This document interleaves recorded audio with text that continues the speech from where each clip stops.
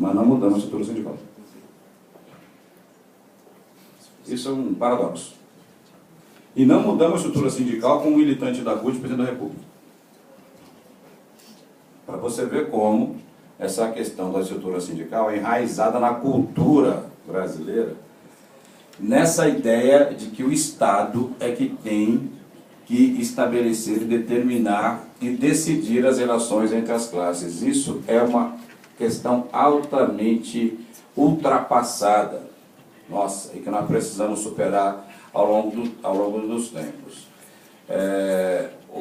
A gente tem tido um outro processo importantíssimo no Brasil de hoje, que eu gostaria de ocupar essa tribuna e não poderia perder essa oportunidade, inclusive agora na iminência da aposentadoria do presidente do Supremo, que é a questão da judicialização da política.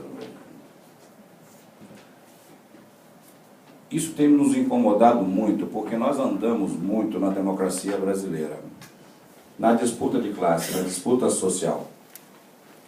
É verdade hoje que nós temos um parlamento conservador, extraordinariamente conservador, de 513 deputados, que deve ter uns 400 deputados eleitos pelas empresas, né?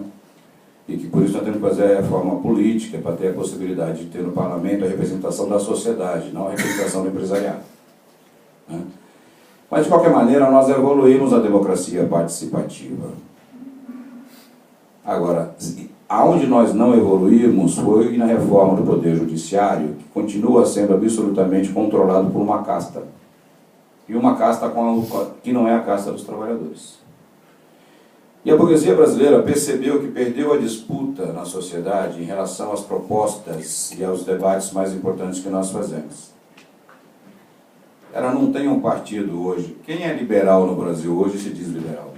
O senhor conhece alguém que diga, que vai para a televisão e fala assim: eu defendo os interesses do liberalismo? Uma coisa engraçada, todo mundo virou de esquerda no Brasil. Né? Porque sabe que não tem espaço para esse debate. Então, mas nós sabemos que o liberalismo é fortíssimo e organizado. Eles resolveram mudar a regra do jogo. Se não ganha a eleição, vamos judicializar a política. Vamos controlar através de uma parcela do Poder Judiciário. Isso é lamentável, porque limita a nossa capacidade de expansão. Então, não é que a CUT tenha ela desrespeite o Poder Judiciário. Ela entende que ele é importante, mas precisa ter uma reforma democrática nesse processo como um todo, para que ele não seja um poder que determina o resultado do conflito, sem que as pessoas que façam essa determinação tenham um crivo popular, um crivo social, um crivo democrático. Né? E esse é um dos embates principais que a CUT se encontra agora.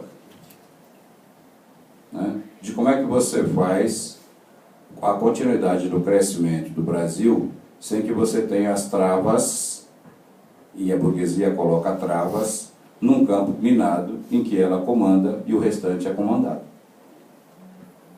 Nós precisamos fazer esse debate, urgentemente, e sem preconceito, apenas para continuar um processo de evolução que o Brasil tem ultimamente, e que me orgulha muito ser brasileiro e estar vivendo esse momento na história, porque o mundo inteiro vive um processo de crise econômica, política, cultural extraordinário, e a classe trabalhadora está absolutamente detida na sua capacidade de expansão pela forma e o regime que se dá, e o Brasil continua tendo crescimento.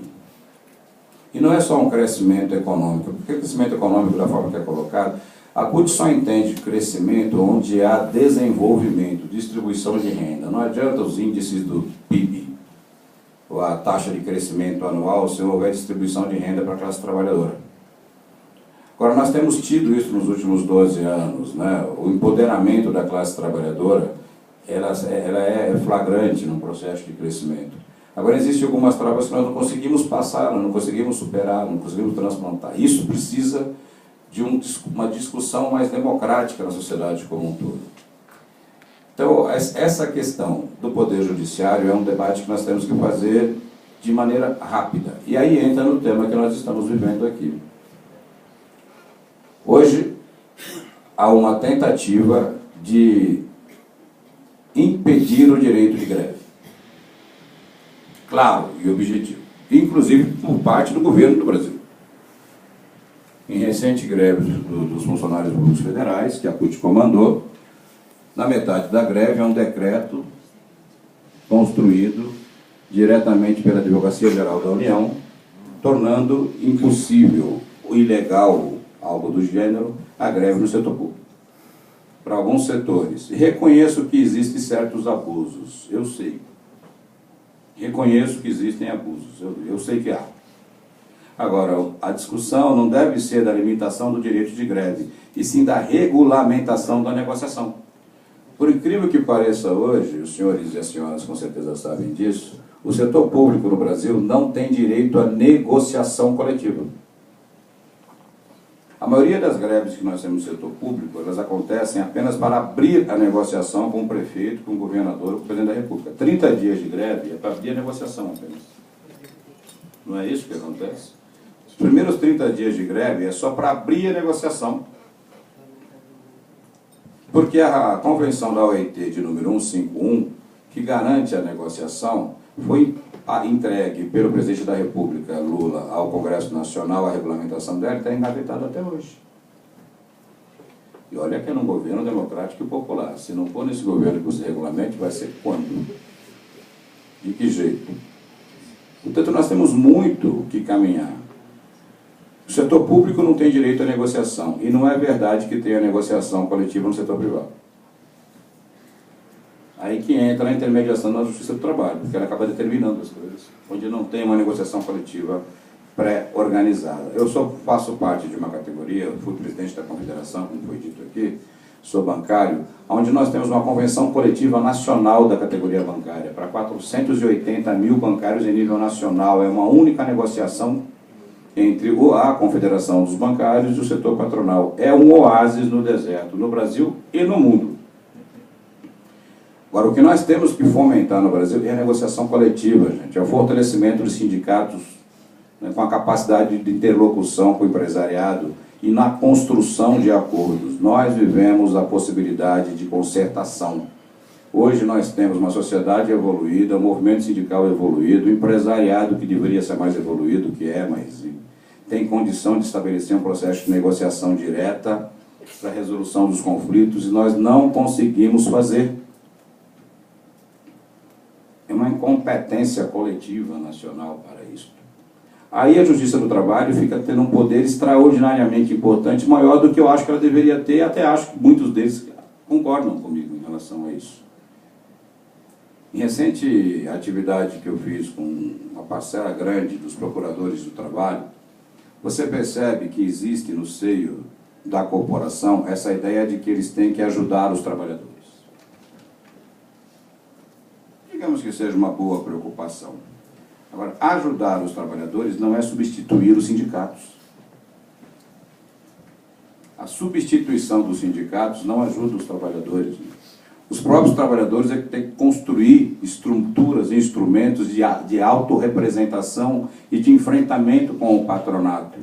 Nós temos que fortalecer isso. Essa ideia paternalista de que os sindicatos são incompetentes e os patrões são vilões, ela é ultrapassada, atrasada numa sociedade tão evoluída, na minha avaliação, como a sociedade brasileira. Nós precisamos intensificar a livre negociação e o fortalecimento dos sindicatos autênticos e sindicatos livres. Eu tenho que fazer uma reforma sindical para que os sindicatos sejam autênticos e livres, e para que a tarefa da Justiça do Trabalho seja arbitrar aquilo que não há consenso entre as partes. Não estabelecer o processo da negociação logo no início. Portanto, eu estou reconhecendo o papel da Justiça do Trabalho. Nós não queremos que acabe.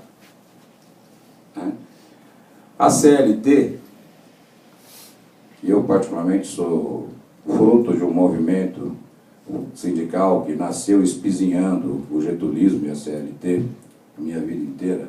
Xixo me ensinou assim.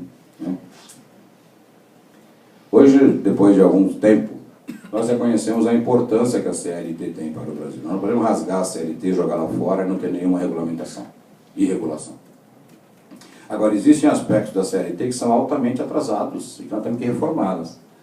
E fundamentalmente no modelo da sustentação financeira, né, para os sindicatos e no poder normativo da Justiça do Trabalho. O que a CUT questiona na CLT são esses dois artigos, o poder normativo e a sustentação financeira. E, senhoras e senhores, ou o Brasil se livra do imposto sindical, ou o Brasil se livra do imposto sindical, ou eu, que sou um sindicalista autêntico, a escola da minha vida não é a universidade, embora eu tenha feito, é o sindicalismo, é o Sindicato dos Bancários e Financiários de São Paulo, Osasco e região. Essa é a escola da minha vida que traçou e me consolidou enquanto cidadão. Lá cheguei quando tinha 23 anos de idade, e ela mudou e transformou a minha vida e de tantos outros, né, com um instrumento de liberdade, de democracia, de justiça, de igualdade social, de luta, né, de alavancar o seu sentimento de classe, de autoestima da classe trabalhadora. Ou nós acabamos com o imposto sindical, ou nós vamos acabar com o sindicalismo brasileiro.